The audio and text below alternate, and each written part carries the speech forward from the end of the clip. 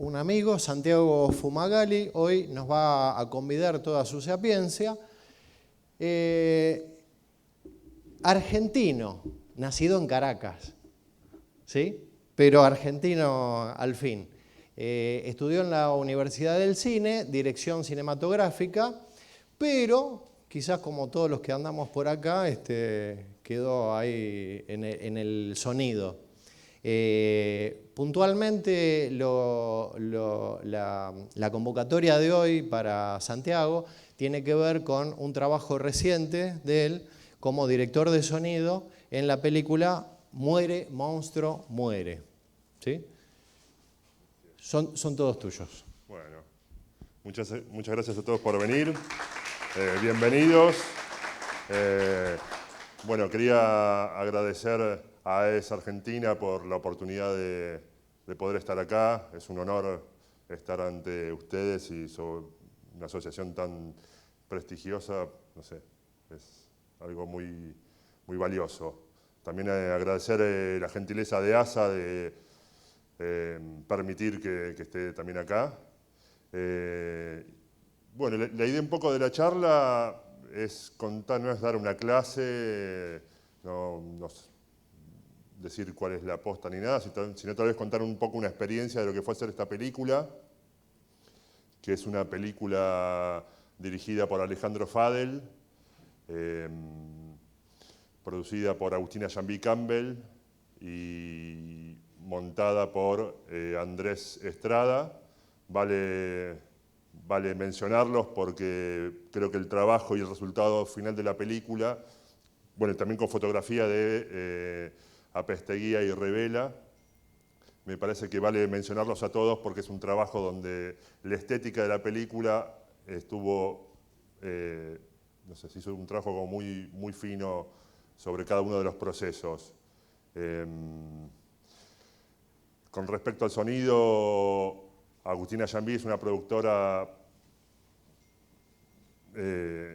muy, muy hábil, no sé, es una mujer que sabe mucho sabe y conoce todos los procesos que son necesarios para hacer una película y le presta importancia a cada uno de ellos como si fuesen elementos que van formando, digamos,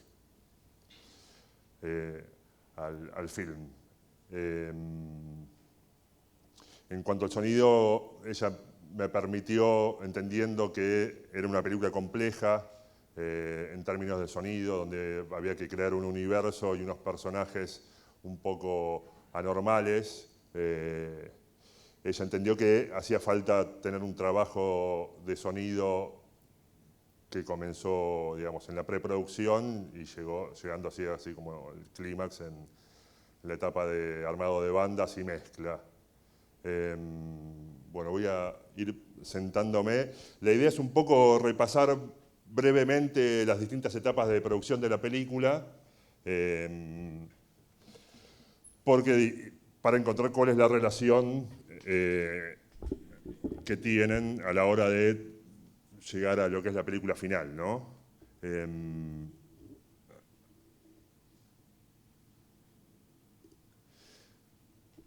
Así como anécdota, con Agustina, Andrés y Alejandro, más allá de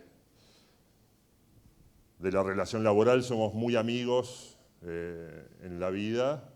Y yo la primera vez que entré en contacto con esta película y que la empecé a pensar desde el diseño de sonido fue en el año 2013, cuando Alejandro me presentó un primer borrador del tratamiento de la película, donde ya a partir de ahí ya habían elementos que permanecieron a lo largo del desarrollo del guión. Y nada, había como una oportunidad de ir charlando sobre la película. Es una película que se filmó entre junio y octubre del 2017 y hubo casi, digamos, fue casi un proceso de 5 o 6 años el de la realización, ¿no? Desde la escritura del guión hasta el resultado final, digamos, hasta la finalización de la película. En ese tiempo, después, bueno, cada uno tenía su vida y todo, pero con Alejandro podíamos charlar sobre la película, sobre ideas y ideas sonoras del monstruo. Yo pienso que esta película es una de esas películas que todos los que somos sonidistas soñamos con poder hacer.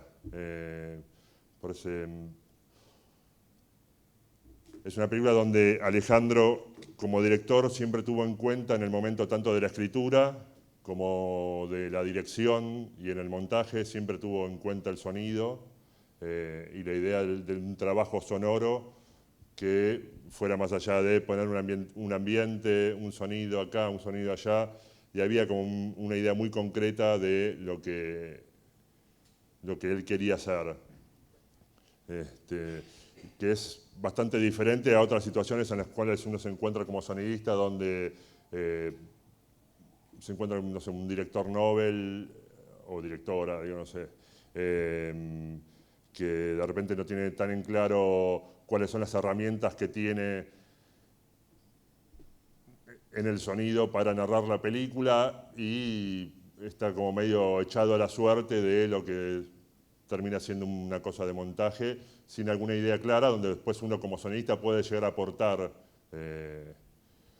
algo. Y nada, a partir de esa idea clara que había, fuimos trabajando.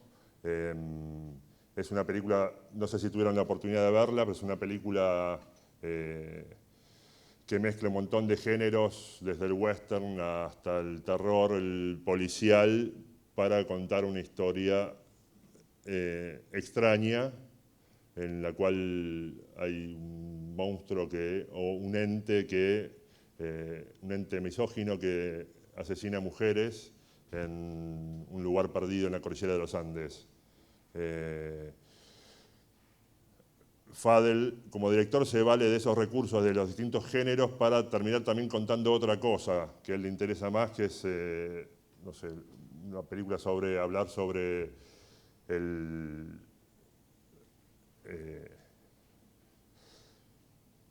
miedo, sobre el terror al miedo, ¿no? Entonces, bueno, y hay un monstruo propiamente dicho, que tarda mucho en aparecer, que está una presencia, es como una presencia que anda flotando por las montañas. ¿El sonido hacía prever la presencia? Sí, sí. Sí, la idea es un monstruo que su presencia se termina revelando al final de la película, y la idea era jugar de una manera, usar el sonido de un modo expresionista, donde se utilizara mucho el fuera de campo y dramáticamente, ¿no? Aprovechar esa idea del fuera de campo y del expresionismo para ir alimentando la película. Sonoramente un poco la propuesta era presentar la locación y el espacio donde transcurre la historia, introducir el personaje del monstruo a través del sonido, y una vez que se presenta, digamos, hay un personaje, uno de los protagonistas de la película es un tipo que padece esquizofrenia, y se le va como transmitiendo al resto de los personajes. Digamos, básicamente la historia es unos asesinatos que empiezan a haber en la cordillera y un grupo de una policía ficticia, una policía rural, que se encarga con mucho desdén y desidia de investigarlo, desidia ante la misoginia y el trabajo en sí. Y un oficial que es el protagonista, se llama Cruz, es el encargado de la investigación. Cruz es el amante de la mujer de David. David es el otro protagonista, que es el loco. Y Francisca es su mujer y es una de las primeras víctimas del monstruo.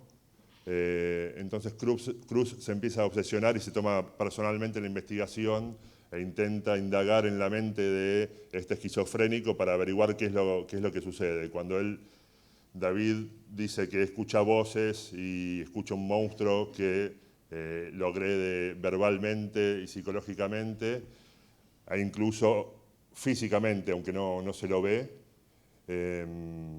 Bueno, el tipo se lo encuentra como culpable de estas muertes y es enviado a un psiquiátrico desde donde escapa. Y bueno, a partir de ahí el policía Cruz intenta mantener entrevistas con él para resolver el caso.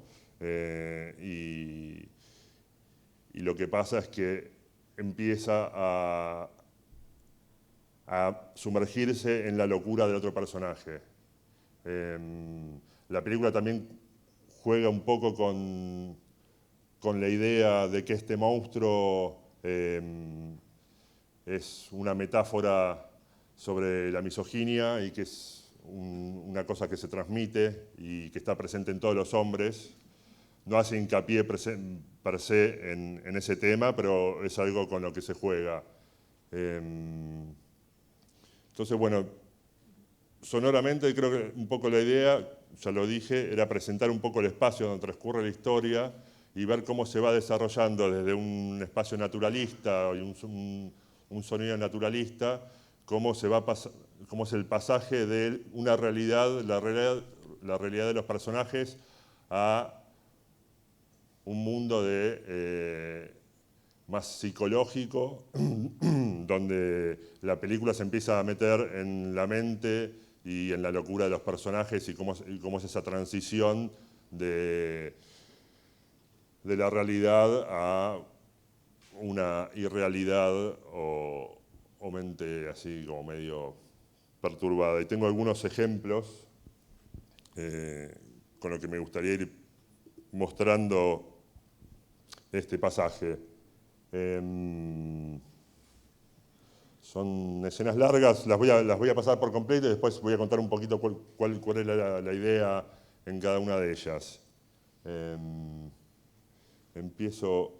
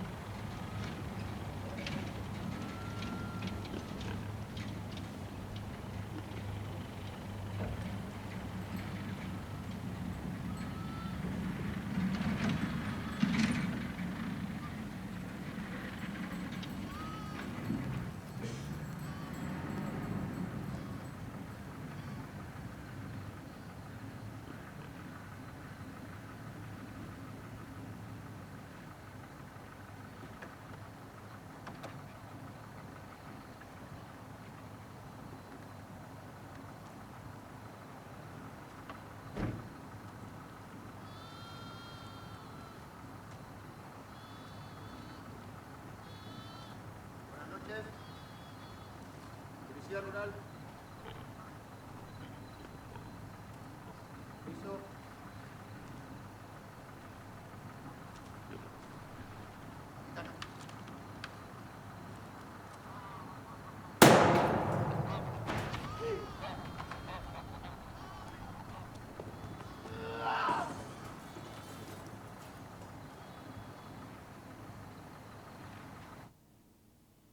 Me voy a saltar esta escena y voy a pasar a otra inmediata. A continuación acá hay un interrogatorio a un viejo que es el marido de la primera víctima y un primer sospechoso, pero que es un personaje secundario.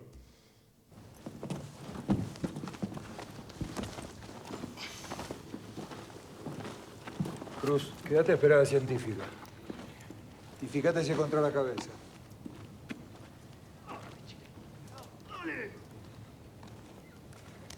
Creo que una botella de Pinot Noir en la camioneta. No, señor. ¡Científica!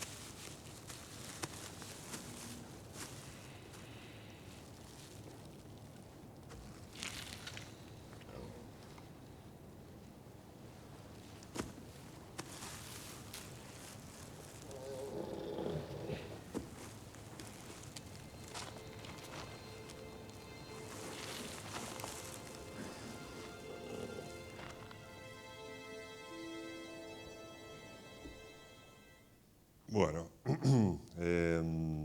sí, luces, por favor. Gracias, Indio. Bueno, la película comienza así de una manera brutal, donde ya desde el inicio se presenta al monstruo y una situación extraña con una muerte brutal. Quería mostrar estas dos secuencias y contar un poco cómo fue la idea de ir construyendo un poco los espacios y personajes que aparecen. En el comienzo podemos ver y escuchar unas ovejas con unas campanas. Vemos a una mujer que intenta sostener la cabeza como puede. Como anécdota y chiste, la actriz es Agustina Jambil, la productora de la película, lo que funciona medio un chiste interno donde la productora es el primer personaje que muere en la película.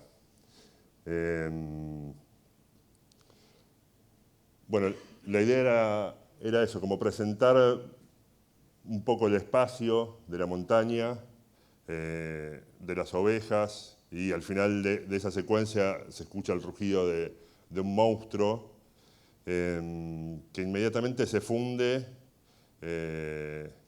con la imagen en un plano general donde llega la policía rural a investigar o a interrogar a un posible sospechoso.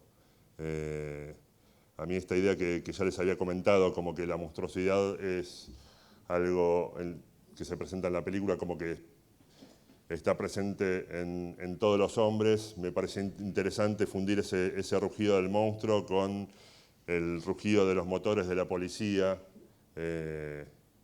y no sé, así como medio subconscientemente presentar una idea que después se va desarrollando a lo largo de la película.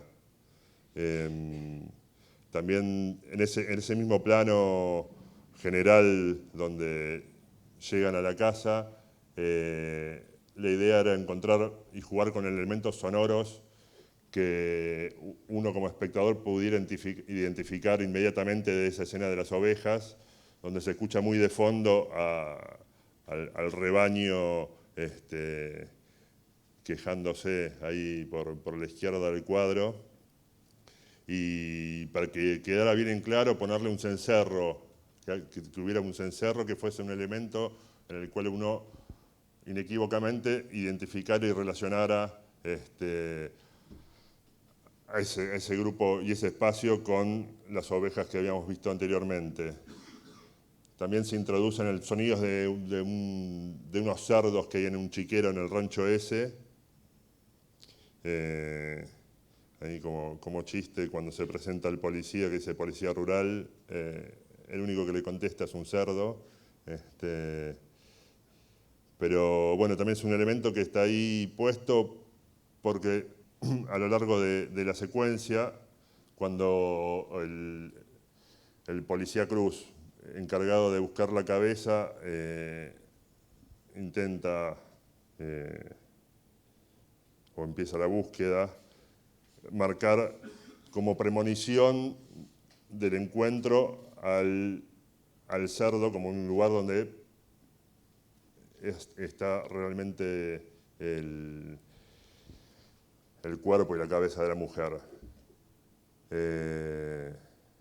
También la película, me voy un poco por las ramas, la película tiene algo interesante en general que deja trabajar al sonido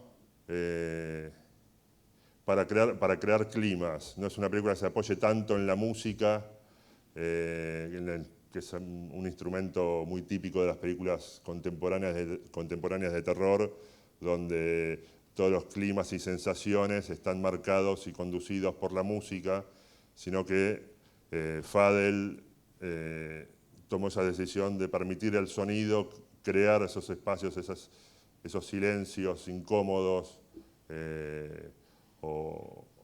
y generar un suspenso a partir de los sonidos, ambientes y efectos.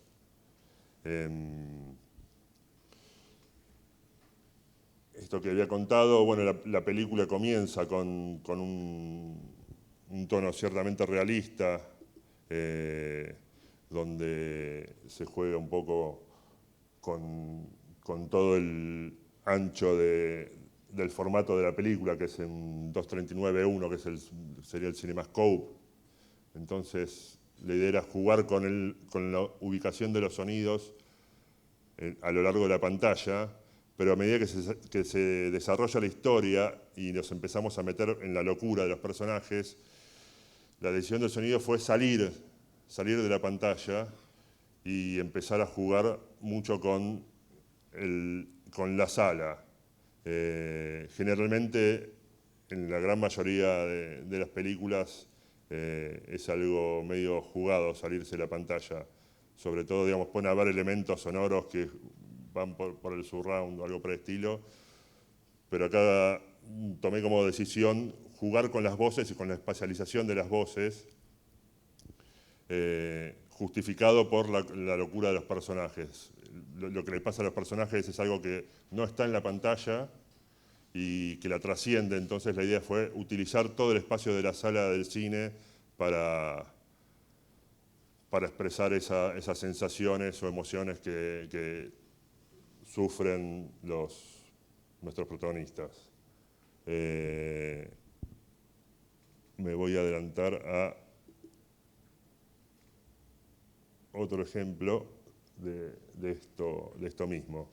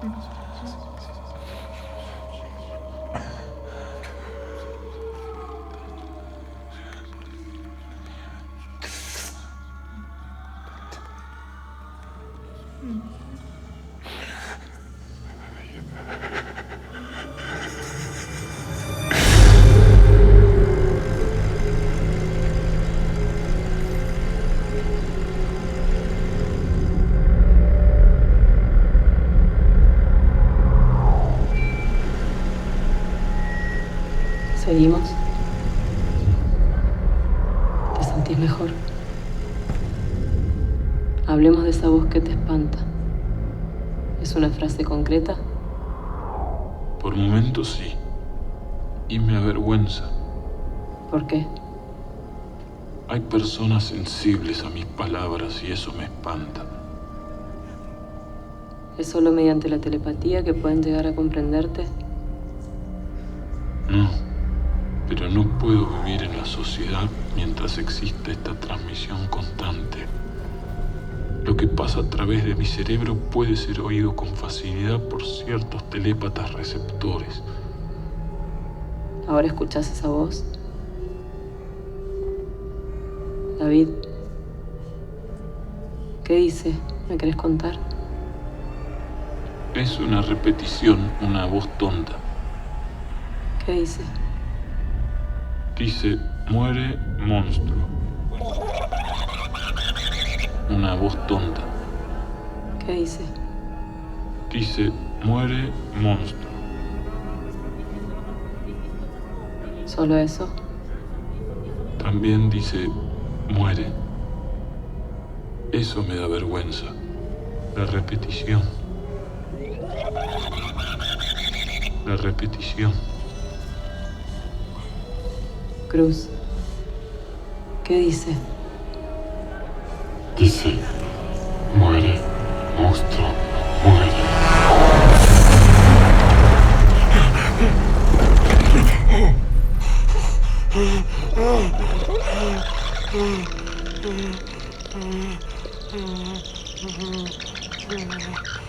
Pero no tiene ninguna significación especial.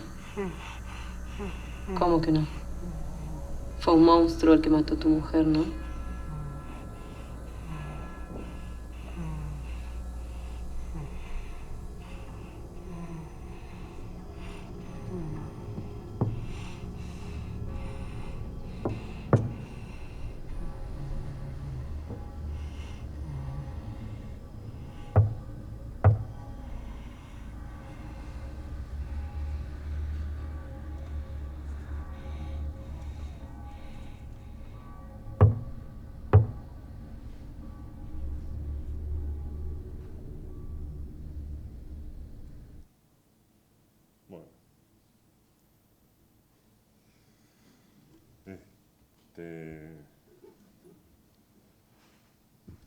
Bueno, la idea... Sí.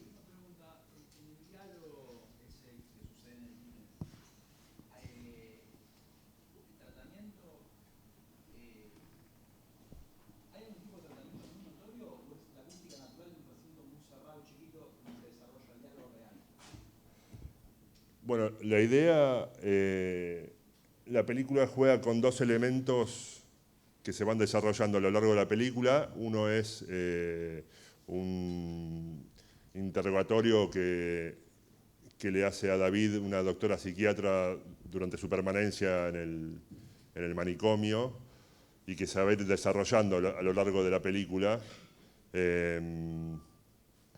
Y la idea era darle un tratamiento de una grabación.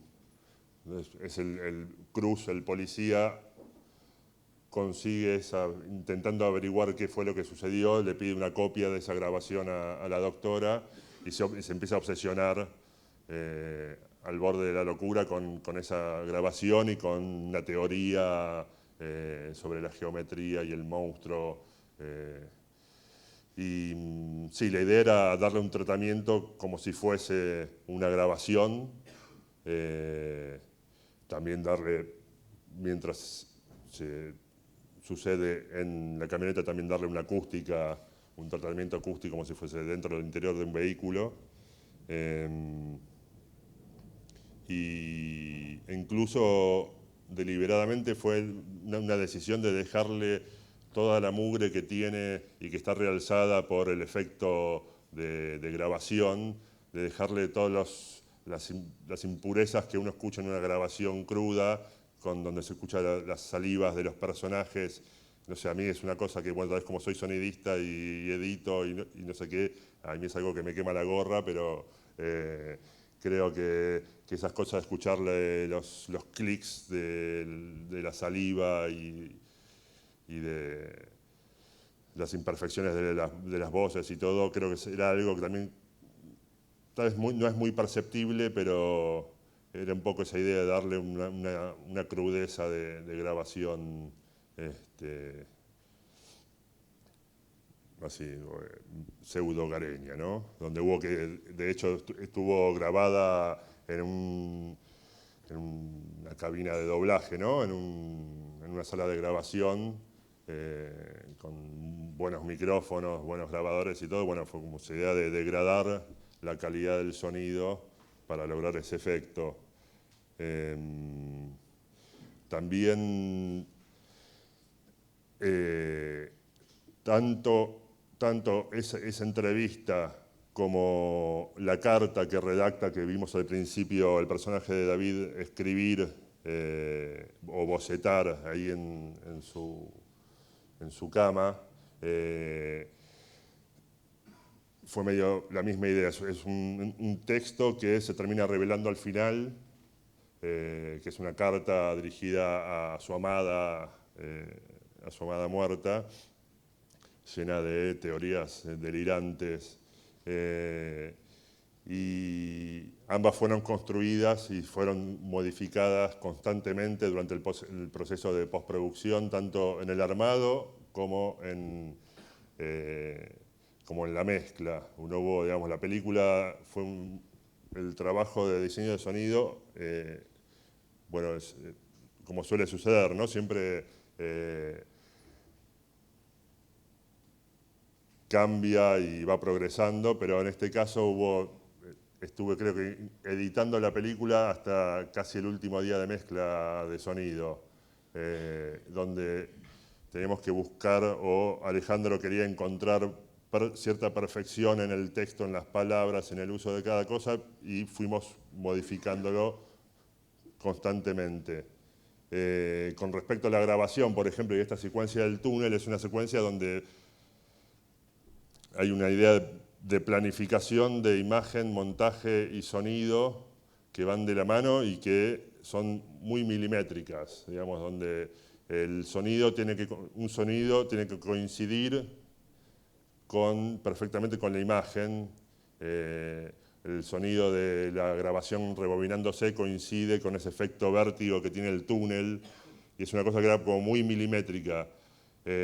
Durante el montaje se había usado otra referencia donde la entrevista decía otra cosa, y durante el armado de bandas y los doblajes, el director cambió por completo ese texto, pero no el montaje. Entonces fue como un desafío muy, muy complejo tratar de mantener o armar esa entrevista que tenga sentido y poder acomodarla en los tiempos que debía tener, porque no podía pasarse una palabra de más, porque el montaje dictaba, acá el montaje mandaba al sonido, era como poner el sonido y encontrarle el espacio para que se desarrolle y se intensifique esa idea como de alucinación hipnagógica, ¿no? que sufre el personaje, ese tipo de alucinación que uno no sabe, que tal vez se sufre en estado de estrés o en estado así de no poder dormir, que es lo que le pasa al personaje también se revela más adelante, que sufre de un insomnio eterno. Y la idea era formar ese tipo de alucinación donde no sabes si lo que el tipo está escuchando es parte de la realidad, pero en un momento se distorsiona e incluso escucha a la doctora que lo interpela a él como personaje. Y bueno, también en la secuencia en el manicomio también a jugar un poco con la subjetivización del sonido a través de la cabeza de David, del personaje de este esquizofrénico, donde, bueno, jugar con esa cosa subjetiva. Sí. Sí.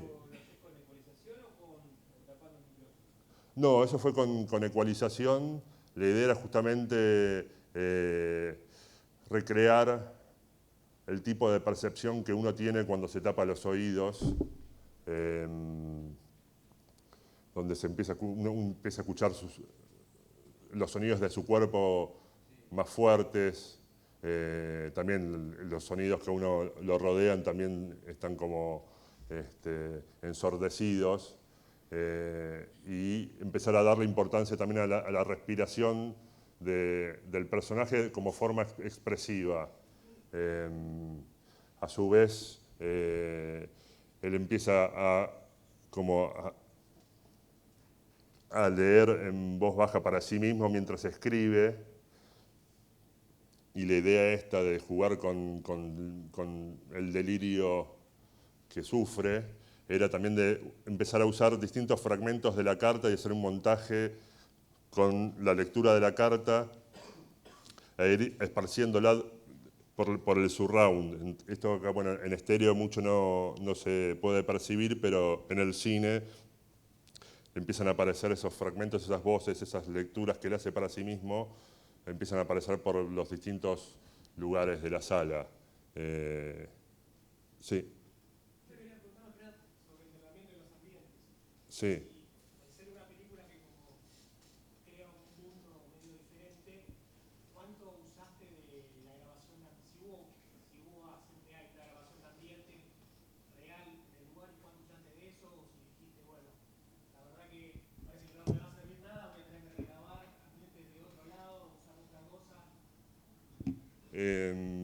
Y la idea en general es tratar siempre en el rodaje. Yo trabajé el sonido en su totalidad, hice el rodaje y postproducción. Siempre mi idea es poder registrar todos los sonidos. Creo que también una de las cosas interesantes de trabajar en el rodaje es que uno puede empezar a prever qué elementos sonoros puede llegar a necesitar después para el armado y tratar de conseguir el tiempo y el espacio para hacerlo. Muchas veces en filmaciones es muy difícil encontrar esos espacios porque el tiempo es muy tirano, filmamos en lugares... La película se filmó básicamente por casi toda la provincia de Misiones, donde éramos 30 y pico de personas moviéndose a lo largo de 7 semanas de rodaje. pero no sé, debemos haber recorrido 3.000 kilómetros por la provincia más o menos. Puede que exagere. Mendoza, dije Misiones. Me engañó, disculpen. ¿Qué programa usaste de sonido? ¿Eh? ¿Qué programa usaste de sonido? Programa Pro Tools.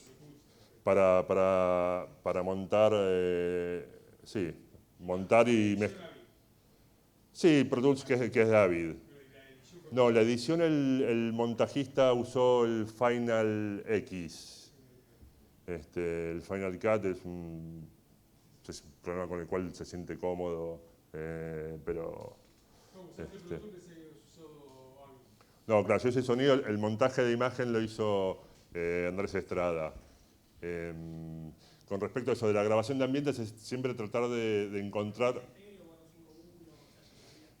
Tengo un micrófono 5.1 portátil, que es...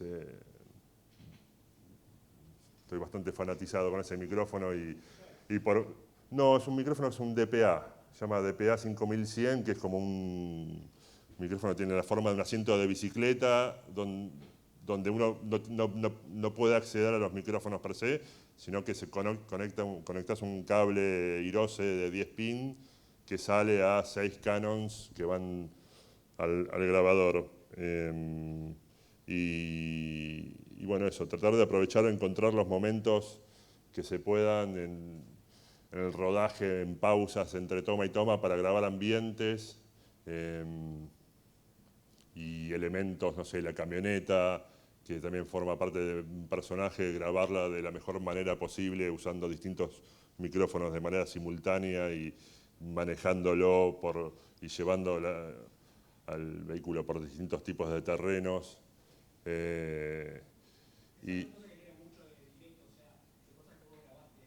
Sí, a mí particularmente intento siempre trabajar con librería propia. No sé, a lo largo de todos los años de trabajo siempre fui generando grabaciones propias. No voy a decir que no voy a ser un snob, voy a decir que no uso librerías industriales porque siempre vienen a mano, pero intento en la medida de lo posible poder grabar material original para cada película. Como parte de la preproducción, también de una cosa que había hablado de la preproducción, Alejandro me invitó hace casi ya 4 años a filmar un video experimental para un museo de arte contemporáneo de Barcelona, donde nos fuimos a filmar a la montaña, unos delirios, que estaban de alguna manera relacionados con la película porque aparecen unos motociclistas que funcionan como personajes disruptivos de la película. Y esa fue una chance. También fuimos de viaje por Mendoza, entonces ahí fue también un momento para aprovechar para grabar montones de sonidos que yo sabía que después los iba a usar, grabar vientos, grabar pasos en la nieve, grabar arroyos, grabar agua, no sé qué, y más allá de que estuvieron grabados en 5.1, después hay unos algoritmos que a uno le permiten, digamos, manejando los niveles de cada canal, a uno le permiten después hacerle un down mix a estéreo o a mono, e incluso las grabaciones después, al usarlas en 5.1, hay que tratarlas de un modo particular porque los micrófonos que tiene atrás son omnidireccionales y son muy invasivos, entonces siempre trabajo atenuando bastante ese surround. ¿Cómo? No, la idea cuando el micrófono es muy sencillo, es como muy enchufar y grabar, donde claro, en postproducción es controlar esos niveles. En el momento del registro es setear los niveles de grabación y grabar. ¿Qué más? Bueno, esa idea, ¿no? Por ejemplo, la camioneta esa que pasa por los túneles, esa secuencia está completamente armada, digamos, no hay nada de sonido directo. sino que usé una grabación que tenía de una camioneta por unos caminos de montaña, donde había grabado, por ejemplo, los interiores con el micrófono 5.1 y un boom gripeado en el caño de escape y un micrófono dentro del capot. Entonces después jugar con esos niveles a piacere o a lo que la imagen necesita, ¿no? Después, bueno, ya un poco metidos en ese universo loco que tiene la película, quería ya pasar un poco, esto va a ser un spoiler para los que no la vieron, es contar un poco, bueno, mostrar el trabajo del monstruo propiamente dicho.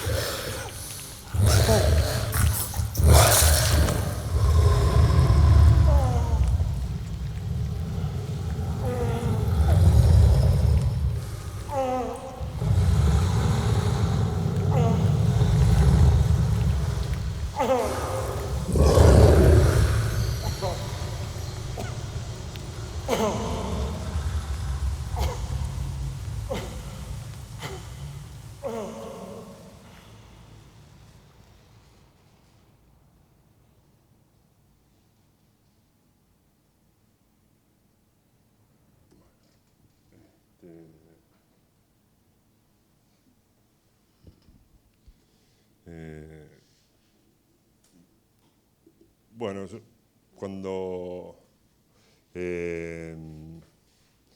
hablando un poco sobre, en la previa con Alejandro, sobre lo que iba a ser el monstruo, cómo iba a ser su forma, ¿no? En un momento se había pensado en un bicho más estilizado, al estilo Alien, donde fuese una criatura ágil y peligrosa, no sé. Alejandro se fue por un camino completamente distinto, donde diseñó un monstruo humanoide hermafrodita que tiene un glande por cola y una vagina dentada como rostro, ¿no? que es la forma en la cual ataca a sus víctimas. También fue como una sorpresa, decir, bueno, cómo hacer de un personaje que es casi un inmóvil, ¿no? Casi un personaje que le cuesta moverse, cómo lograr una amenaza a través de un personaje así. Incluso durante el montaje, y encontrarle después la sonoridad de esa voz gutural, fue un camino largo. Yo me había encontrado que en el proyecto de montaje habían usado distintos sonidos de animales, elefantes, morsas, serpientes, medio de todo. Y a mí me parecía que esa era como una paleta que, si bien estaba buena y que es generalmente lo que a veces se suele hacer a la hora de diseñar criaturas así irreales, yo no contaba con suficiente material como para crear una diversidad de sonidos con el que pudiera cubrir, digamos, la cuota de monstruo de toda la película. Y a la vez también me interesaba crear algo un poco más, más dinámico, más personal. Y empecé a experimentar con mi voz, que es lo que queda en la película. Y fue eso, ver cómo podía ser, ¿no? El personaje es eso, es un personaje que no tiene movilidad, que no es físicamente amenazante, sino que de repente engatusa o ataca así en las escondidas a sus personajes, a sus víctimas, quiero decir. Entonces me parecía que también la sonoridad, me parecía más interesante darle un sonido un poco más humanoide, más humano y no tan animal. Y empecé a experimentar con mi voz y con distintos procesos en la voz. Y llegué a una prueba que me parecía interesante, que era grabar una voz a un sample rate que fuera el doble del que se usa en cine, ¿no? En cine usamos 48 kHz de sample rate. Dije, bueno, voy a grabar a 96 y después, cuando lo importo al programa de edición, no lo voy a convertir, así suena ralentado. Y eso fue como una de las cosas que le dio para mí cierta característica al sonido, ese sonido pesado, lento que tiene. Sí. Y básicamente era eso, como usar me parecía que iba medio por ese lado, pero en un momento también encontré que así la voz pelada no generaba un efecto, o había un efecto medio cavernoso, natural que tiene la voz. E hice unas pruebas que encontré que era vocalizar esos sonidos a través de un pollo, para darle un poco esa cavernosidad que tiene el rostro, un rostro tapado. Entonces fue grabar esos sonidos guturales en un estudio a través de un pollo. Lo que también permitía abrirle y cerrarle el culo al pollo, entonces podía hacer como un efecto de... Es gracioso. Hay unos videos prohibidos del director de ese momento, son un poco graciosos.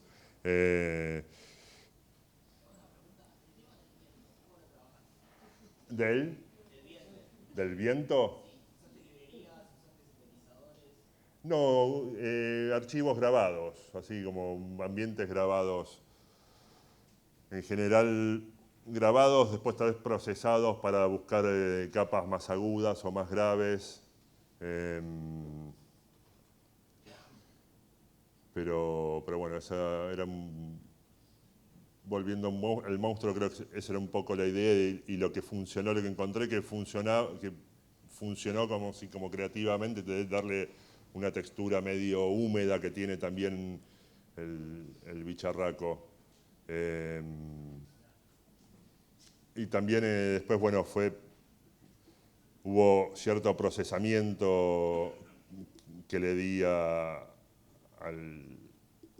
sonido con, no sé, usando unos cambios de pitch o algunos procesos de síntesis granular y de delay para lograr algo un poco extra, como si fuese una reverb propia del personaje.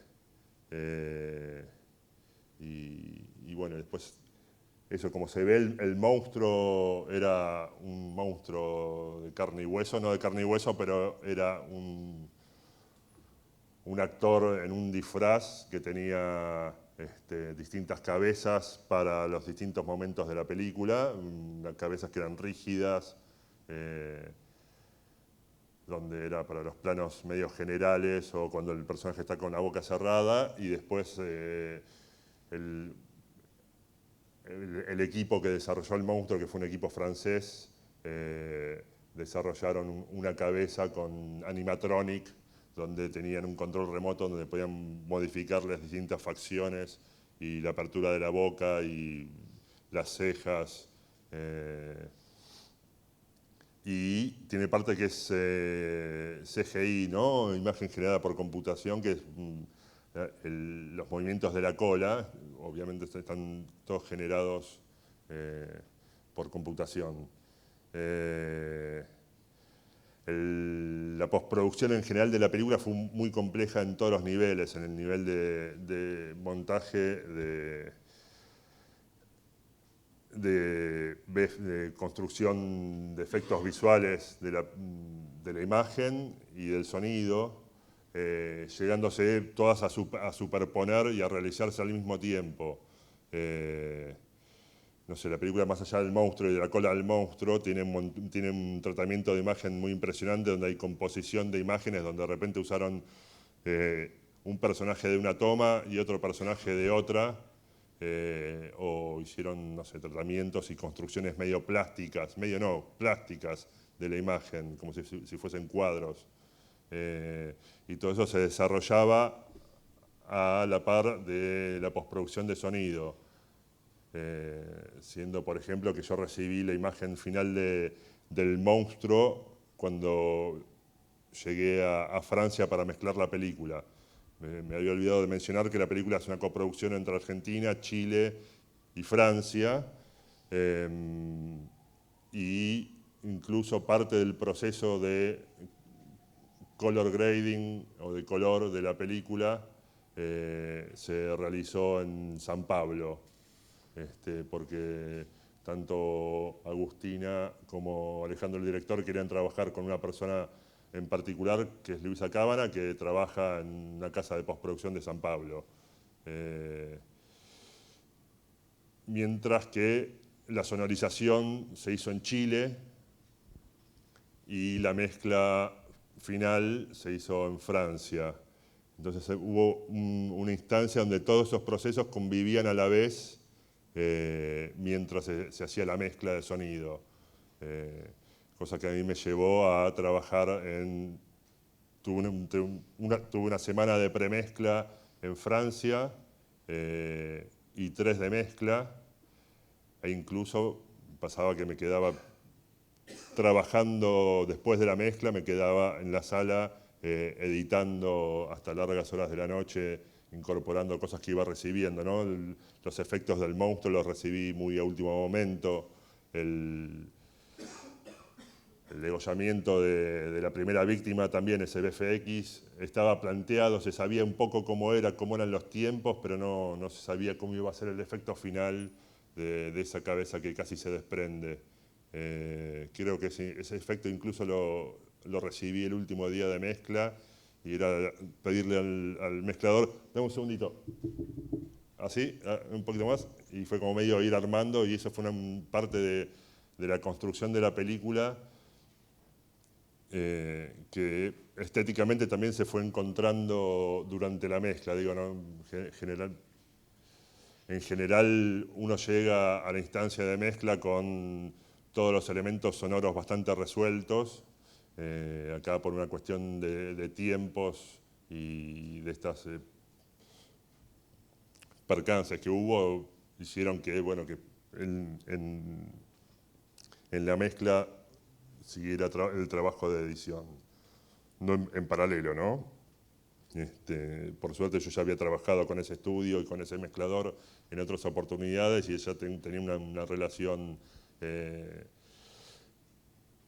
amistad, y como el estudio donde estábamos trabajando era un estudio nuevo, era un edificio nuevo, una sala de mezcla nueva que habían comprado, fue el primer proyecto que se hizo ahí, y básicamente me daban las llaves y yo entraba a mezclar a las 9 de la mañana.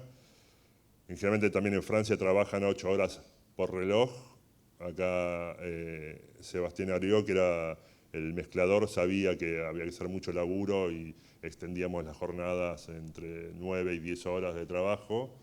Y después de eso yo me quedaba con la llave del estudio y me quedaba editando en la sala de mezcla hasta 3, 4 de la mañana, para después así volver a empezar, digamos. Y eso no fue toda una aventura, digamos, ese proceso creativo. Fue muy lúdico, esa cosa linda, ¿no? De jugar con el cine para encontrar los elementos sonoros que lo forman. Sí. Una pregunta, vos habías hablado un poco de que es una película con mucho sonido, sale un poco del molde respecto del cine, ¿no? Porque estás como trataste de jugar un poco con el surround, con la espacialidad. La pregunta es, ¿qué pasa cuando la película vaya a televisión, por ejemplo, o sea, a Netflix, por ejemplo? ¿Tienes que remezclar nuevamente la película y cosas que no vas a funcionar? No. Chequeé la bajada estéreo funciona bien, digamos. La escuché varias veces en distintos lados y se traduce bien. Se pierde esa cosa de los juegos del surround, pero todos los elementos están. Y a lo que quería acotar a ese trabajo un poco ortodoxo, ¿no? Del uso del surround, fue un riesgo, ¿no? Porque no sé, yo soy bastante crítico de mi laburo y después me quedo pensando, digo, no, y acá tal vez hubiese hecho otra cosa, o acá, no sé, me fui un poco a la mierda. Pero me parece que la película permitía salir eso, y lo que decía del trabajo del surround es que de repente agarré voces y las posicioné en lugares en lugares donde no es tan seguro, no sé, hacer eso. No sé, hay secuencias en las cuales se interponen distintos discursos, entonces hay un discurso o una narración que es la que sucede en la pantalla y otra que transcurre en off. Y yo jugaba mucho tiempo en separar esas dos instancias, de jugar el off, o lo que está en la pantalla, y lo que está en off, sacarlo y posicionarlo, mover la posición de ese sonido y llevarlo casi hasta la mitad de la sala. ¿no? Para crear una separación entre un discurso y el otro, que también son elementos y capas de sonido que se van relacionando, ¿no? Y que juntas van creando como la narración que escuchamos. No sé, me encantaría, tengo 20.000 millones de cosas, me encantaría mostrarle más ejemplos, no sé cómo estamos de 5, ok. No sé si tal vez prefieren dedicarlos a preguntas o alguna otra cosa, sí.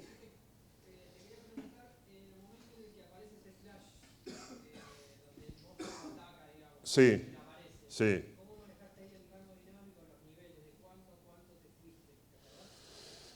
Sí,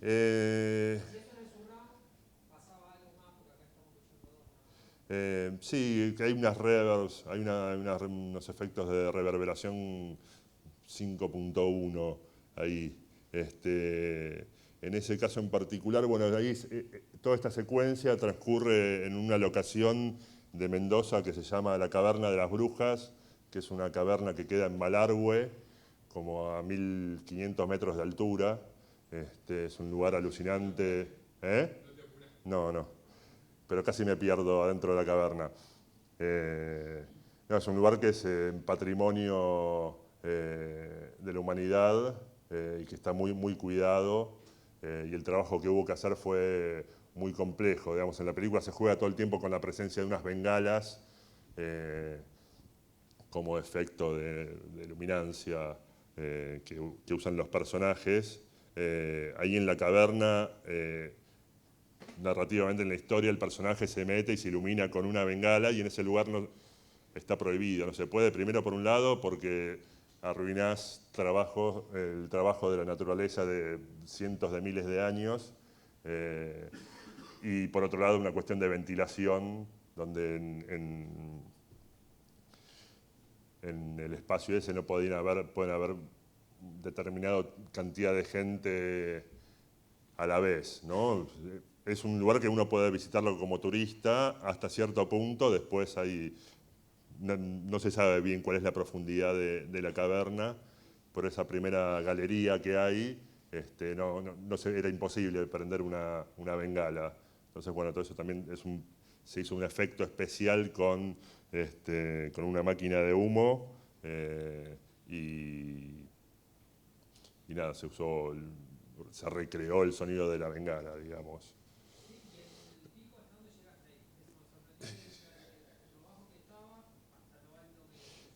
Y mira, ahora me cuesta decirte el número exacto, ¿no? Pero nosotros trabajamos en una sala que estaba calibrada más o menos en 85, el mezclador no le daba tanta bola a los meters, sino que usábamos más los oídos y yo de repente, che, ¿y acá no estamos bien o estamos zafando de más? Me dijo, no, estamos bien, no sé.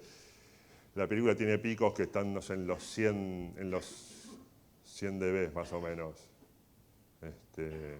No sé, ese momento, alguna aparición del monstruo o algún otro, no sé, un choque que hay en la película o incluso mismo en esa secuencia del túnel que vimos, al final se llegan como a picos de 90 y pico, 100, 105, ¿quién dice la cosa? Algo así por el estilo. Mientras que en general los diálogos oscilan entre los 75 y los 85, dependiendo de la intensidad de la actuación, ¿no? Fuiste de 70 a 105. Sí, jugar un poco con... Sí. Bueno, esas cosas que ofrecen ahora la tecnología digital, ¿no? Que cuando antes se mezclaba en sistema Dolby, uno estaba limitado por el rango dinámico que propio del formato Dolby, ¿no? Y no se podía zafar de determinado nivel y tenía un supervisor de Dolby, un consultor de Dolby supervisando la mezcla, marcando hasta dónde se podía llegar. Creo que ahora como no hace falta esa codificación, el digital permite un poco más llegar a esos extremos, ¿no? Sí.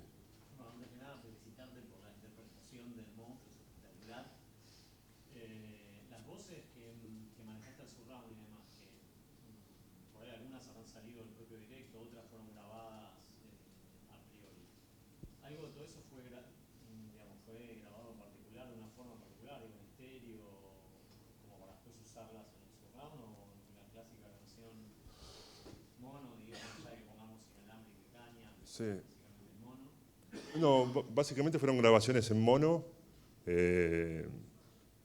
En general, cuando grabo doblajes, trato de usar los mismos micrófonos que se usaron en rodaje, y tanto el boom como el corbatero.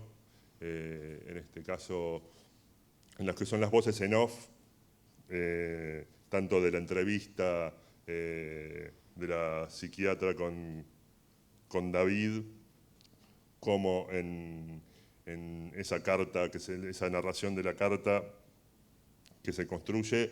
Creo que incluso usé solo el boom.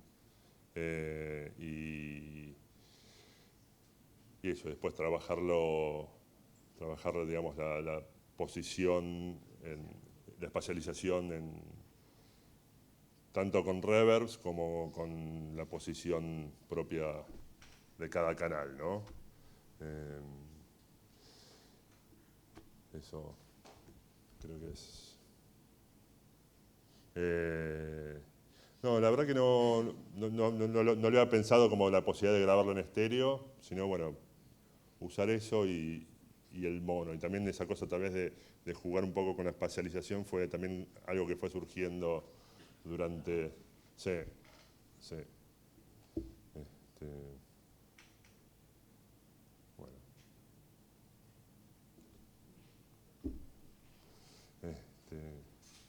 ¿Alguna otra pregunta?